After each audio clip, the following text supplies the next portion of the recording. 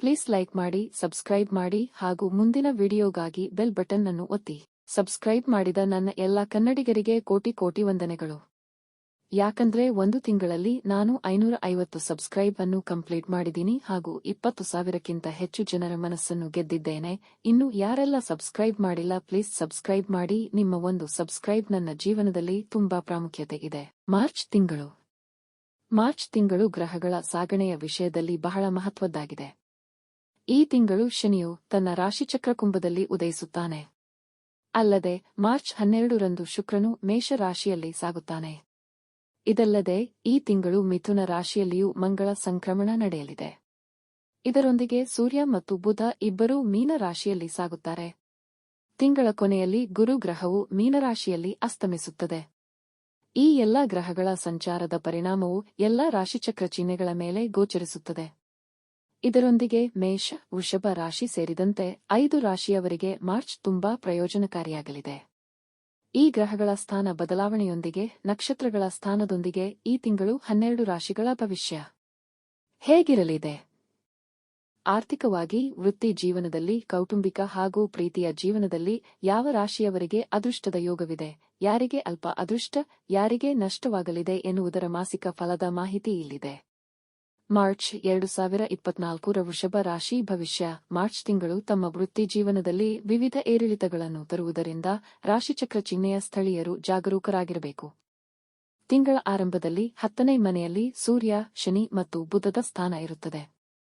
ಕೆಲಸದ ಸ್ಥಳದಲ್ಲಿ ವಿವಿಧ ರೀತಿಯ ಸವಾಲುಗಳಿಗೆ ಇದು ಕಾರಣವಾಗುತ್ತದೆ. ಅನೇಕ ಬಾರಿ ಇದರಿಂದಾಗಿ ವ್ಯಕ್ತಿಯ ಸ್ವಾಭಿಮಾನಕ್ಕೆ ಹಾನಿಯಾಗುತ್ತದೆ. ತಿಂಗಳ ಆರಂಭವು ವ್ಯಾಪಾರಸ್ಥರಿಗೆ ಅನುಕೂಲಕರವಾಗಿರುತ್ತದೆ. ವ್ಯಾಪಾರ ಸಂಪರ್ಕಗಳಿಗೆ ಸಂಬಂಧಿಸಿದ ಪ್ರಯಾಣವು ಸ್ಥಳೀಯರಿಗೆ ಪ್ರಯೋಜನಕಾರಿಯಾಗಿದೆ. ತಿಂಗಳ ಆರಂಭವು ವಿದ್ಯಾರ್ಥಿಗಳಿಗೆ ದುರ್ಬಲವಾಗಿರುತ್ತದೆ.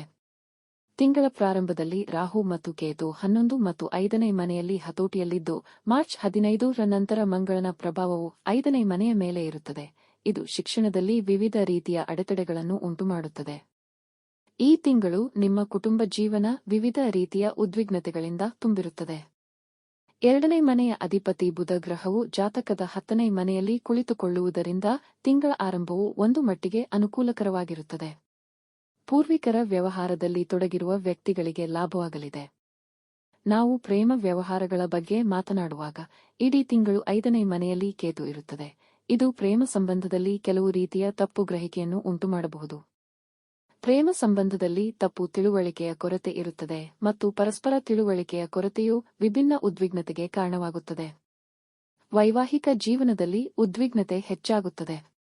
ಸಮಸ್ಯೆಯಿಂದ ಹೊರಬರಲು ಸ್ಥಳೀಯರು ತಮ್ಮ ಕೆಲಸದ ಬಗ್ಗೆ ಹೆಚ್ಚು ಗಮನ ಹರಿಸಬೇಕು ಮತ್ತು ಸ್ವಲ್ಪ ಸಮಯದವರೆಗೆ ವಾದಗಳಿಂದ ದೂರವಿರಬೇಕು.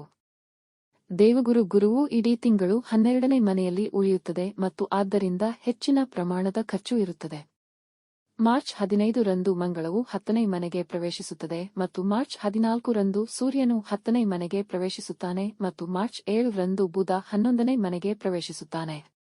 ಇದು ಆದಾಯದ ಮಟ್ಟದಲ್ಲಿ ಉತ್ತಮ ಹೆಚ್ಚಳವನ್ನು ಕಾಣಲಿದೆ.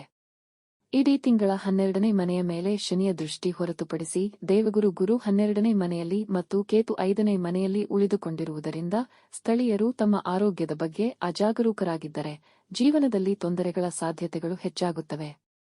ಪರಿಹಾರಗಳು: ಸಕಲ ಲಾಭ ಪಡೆಯಲು ಗುರುವಾರದಂದು ಬೇಳೆಕಾಳು ದಾನ ಮಾಡಿ. ವಿಡಿಯೋ ನೋಡಿದ ನನ್ನ ಎಲ್ಲ ಕನ್ನಡಿಗರಿಗೂ ಕೋಟಿ ಕೋಟಿ ಹೃದಯಪೂರ್ವಕ ವಂದನೆಗಳು. ದಯವಿಟ್ಟು ಸಬ್ಸ್ಕ್ರೈಬ್ ಮಾಡಿ, ಲೈಕ್ ಮಾಡಿ.